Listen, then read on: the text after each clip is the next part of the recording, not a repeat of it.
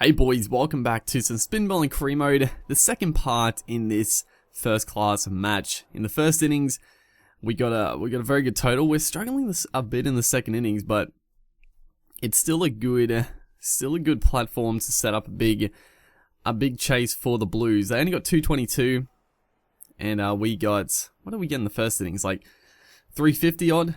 It was, so we got a handy lead still.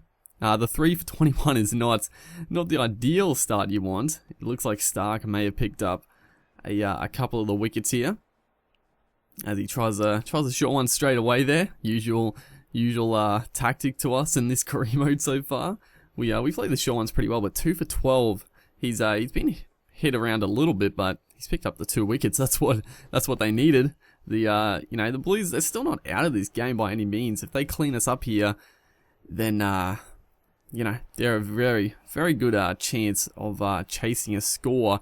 A lead, 150, 154, whatever it was, chasing, I don't know, like chasing like 250, 300 is going to be very tough, but it's doable with their batting lineup probably. But once again, just don't have that mid on in place. We're gonna exploit that. We're gonna hit it down there all day if he pitches it up, and it's a good shot. We time it well. And that's what we've done in the first class arena as of late. Just timing the ball much better. That one though, a bit quicker, 158 Ks. They just honestly just beat me for pace. Too quick, too quick. Not really any movement. Like, we're in very early here, but doesn't look like it's swinging at all. So it shouldn't be too hard to bat on. That one we just little block and run. Probably not the smartest idea, but Mitchell Stark a little too slow. We do pick up the cheeky single, and it was a bit nerve-wracking there for a second, that's for sure. But once again, bit of deja vu right here. I actually thought I was like replaying the same over, but no, they're just sticking with this field. They got a lot of players on the offside, but it looks like he's just trying to go with the angle. I mean, if the ball isn't swinging back, it's not a terrible strategy to, cover the off field and just get those angling across with the natural angle of the left-hander. But we're covering it quite well. We are playing a little bit against the angle. They are slightly risky shots when you think about it. It's going across, trying to play it down mid on. Can easily get an edge to those as we run 4 there. Our play was struggling a bit, but good stuff by Renshaw, who was moved on to 25 or 20. So Renshaw is not mucking around in this innings. He's looking to put on a good lead, and quickly as well. Ourselves 18 off 11, so it's been a good solid partnership already. And once again, just taking it downtown there. The mid-off fielder must be having a great time having to chase these to the boundary. This time though, he actually does pretty well. Cut it to 3 as Nathan Lyon comes back into the attack. He did get us out in the first innings. Pretty frustrating, but this time getting a little bit of revenge on him. Just take it over mid-on. It was a full ball. I just saw it. Just went through with the shot. That's my strategy. With the spinners, using your feet is definitely the option. But if it's like a full delivery like that, I pretty much always go in the air, because you're going to get to it on the full, and it's fairly easy to nail those ones. If it's a green, a good length, I'll generally stick along the ground unless I'm just going for the big shot. But yeah, that's generally how I do or my strategy for charging the spinners, because charging is definitely the easiest way. I probably, I try not to do it every ball, because it is a little easy. You can definitely get out. Like, I've been stumped like a few times. Occasionally you'll york yourself and just miss it, but good stuff there. Just working off the pads, couple of 2s in a row there, and that is the 50-run partnership off 39 balls. So very quick work. Renshaw is on to 30 off 20. No, that's us. We're 30 off 20. Renshaw is 27. So he's keeping pace with us, which is pretty darn good. That time I go against my own advice, and I hit along the ground, but it's a good shot regardless. Just looking at that wide mid-on, mid-wicket area. They got the cover fielder, they got the mid-off. A little tight to get through that offside, but he's gone out wide there. See, that ball right there was actually pretty well done. Well, you know, luckily I didn't charge it, because that right there is something that you'll get out to. If they throw it out wide and you go for the charge, then you're pretty much going to get stumped because you can't reach the ball. And that's sort of a way they can sort of combat that. But Nathan Lyon just over pitching once again.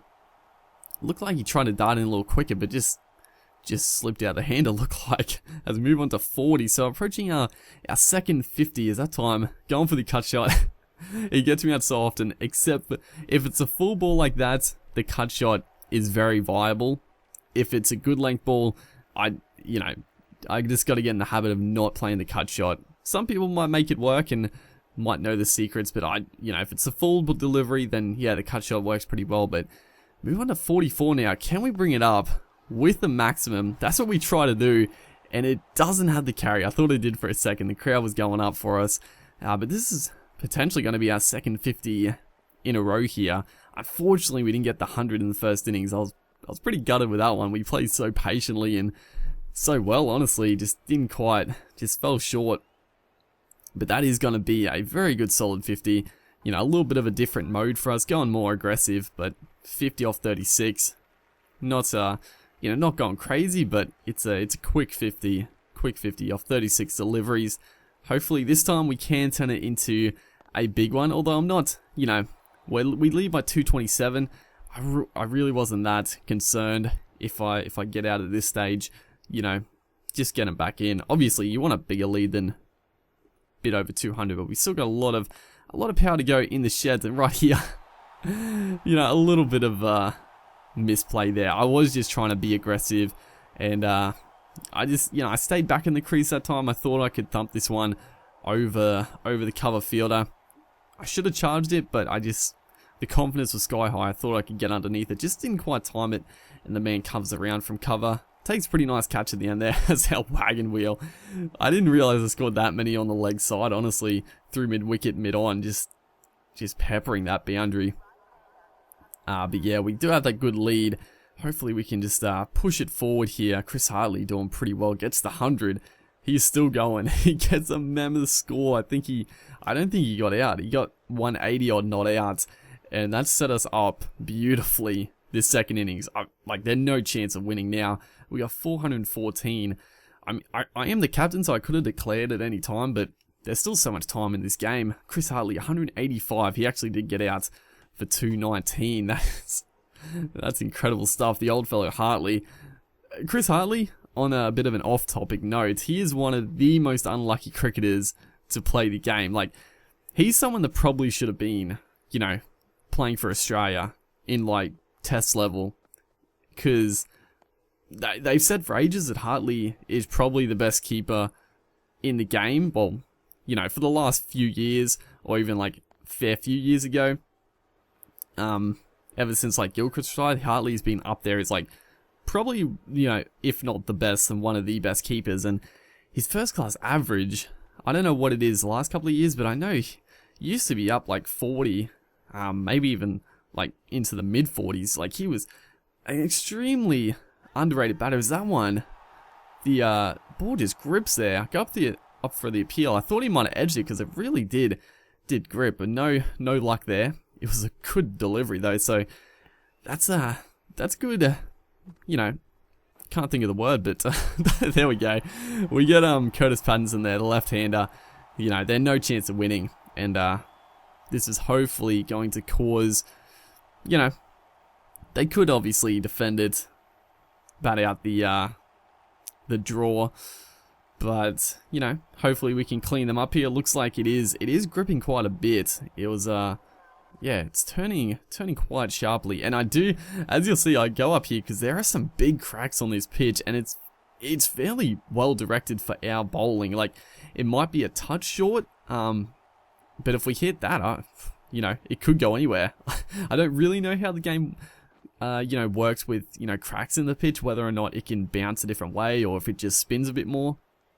I'm not too sure, but that couple of big cracks down the middle there. Like I said, maybe a touch short for our bowling, but it could hit the edge of it, and it's what I was trying to aim for. You might not be able to see it too well in the video, but when I was playing, I was really trying to hit the crack there. That wrong in was pretty close to it. But yeah, going back to Chris Hartley, yeah, one of the most well, not really. It's funny because I don't know if he was underrated. I guess he was underrated, but you know, you heard a lot of commentators talk about him, but you know, just one of those guys who never really got a chance. Obviously, you know, since Gilchrist, they had Brad Haddon, who was exceptional at test level. But yeah, Chris Hartley, very unlucky not to play any international matches. But yeah, that's a little bit of off-topic talk, you know. Just one of those things. Queenslanders don't really get selected too frequently in the high honours as that one there. Nathan Lyon is now in with Josh Hazelwood.